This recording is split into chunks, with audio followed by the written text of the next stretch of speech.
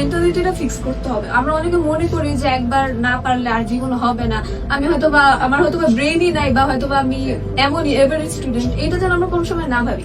আমি ম্যাথের ক্ষেত্রে আগে 70 আপ পাইতাম, বাট কোন সময় 90 আপ অনেক রেয়ার পাইতাম। তো আমার এক সময় মনে হইতো যে হয়তোবা ওরা আসলেই ভালো, হয়তোবা আমি ম্যাথ এমনিই পারি না, বা আমার হয়তোবা এত বেশি ট্যালেন্ট নাই বা এরকম কিছু। তারপরে আমি একটা জিনিস রিয়েলাইজ করলাম যে যদি আমি চেষ্টা করতে থাকি, তারপর আমি দেখলাম আস্তে আস্তে 80 হলো, এবং এই বার্ষিকে আমার 95 আপ মার্ক ছিল ম্যাথে। তো এটাই আমি বলতে চাই যে যদি তোমরা চেষ্টা করো বা একটা জিনিস করতে লেগে থাকো, তাহলে অবশ্যই তোমরা সেই জিনিসটা অ্যাচিভ করতে পারবে। এবং একবার না পারলে আমরা যেন হাল ছেড়ে না দিই, আমরা বারবার যেন আমরা যেন বোর্ড না হয়ে যাই, বা আমরা যাতে না ভাবি যে এটা আমার দ্বারা হবে না। আমাদেরকে বারবার চেষ্টা করতে হবে, তাহলেই একমাত্র আমরা ভালো করতে পারবো। তোমার রেজাল্ট কনসিস্টেন্টলি অনেক গ্রো করতেছে, এটার পিছনে রিজন সারাদিন যে পড়ার ব্যাপারটা ওইটা কোনো সময় আমি ফলো করি না।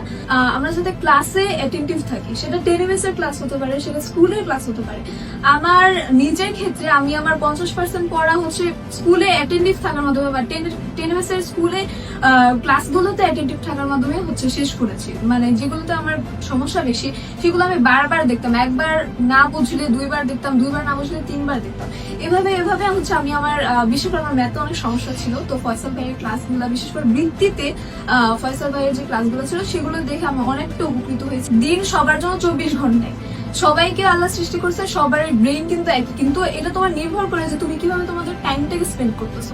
সো এইটা সবসময় মাথায় রাখবা যে তুমি এখানে টাইমটা ওয়েস্ট করতেছো, অন্য কেউ হয়তো এই টাইমটা কিন্তু ভালোভাবে কাজে লাগাচ্ছে, এবং সেই ফলটাই কিন্তু ভবিষ্যতে গিয়ে পাবে।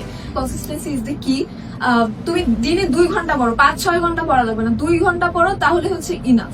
কিন্তু তুমি স্মার্ট ওয়েতে যদি সেই 2 ঘন্টা অ্যাটেন্টিভ ভাবে পড়তে পারো, তাহলে সেটাই কিন্তু পরে তোমার বছর শেষে অনেক ভালো একটা আউটপুট পাবে।